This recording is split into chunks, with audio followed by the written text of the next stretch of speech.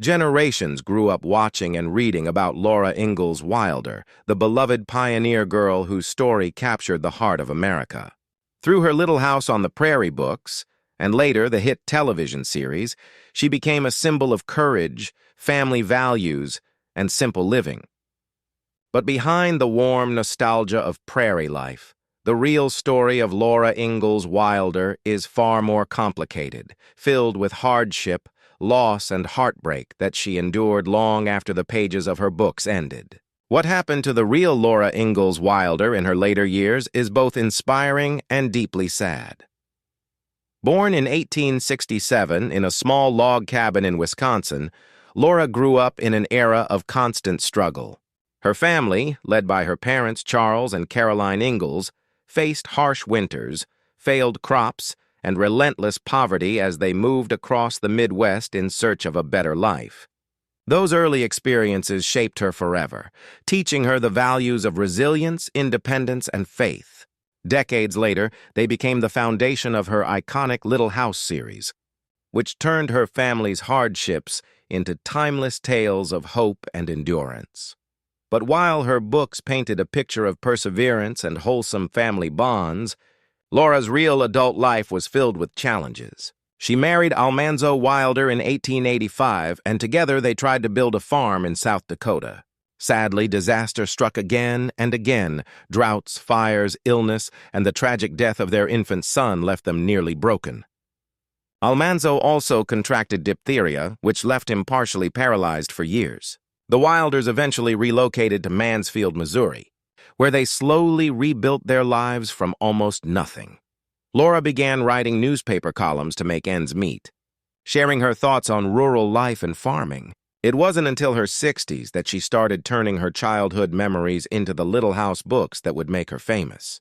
With help from her daughter, Rose Wilder Lane, herself a successful writer, Laura transformed her family's struggles into a powerful American story.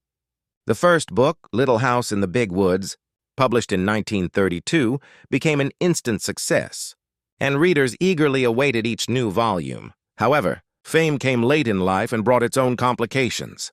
Her partnership with her daughter grew tense, with disputes over editing, writing credit, and creative control. Many scholars now believe Rose heavily edited, and perhaps even co-wrote, parts of the Little House books. Their relationship became strained, and they spent long periods not speaking. Despite this, the series' success continued, earning Laura both recognition and financial stability in her later years. But as time passed, Laura's health began to decline. She suffered from diabetes and heart issues, and as she entered her 80s, she became increasingly isolated following her husband's death in 1949.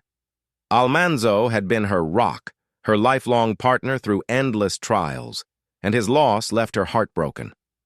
She spent her final years living quietly on their Rocky Ridge farm, far away from the spotlight her books had created. In 1957, at the age of 90, Laura Ingalls Wilder passed away peacefully in her home. Though her later years were filled with loneliness and physical frailty, her legacy lived on.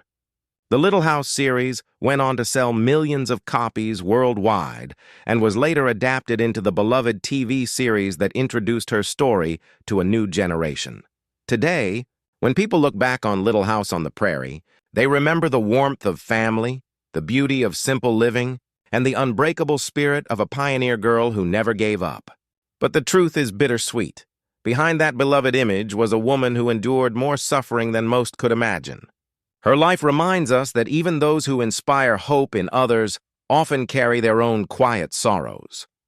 Laura Ingalls Wilder's story is more than just the tale of a prairie girl. It's the story of America itself, the struggle to survive, to dream, and to keep going, no matter how hard life becomes. And though her ending was sad, her words continue to bring comfort and inspiration to millions around the world, ensuring that the little girl from the prairie will never be forgotten.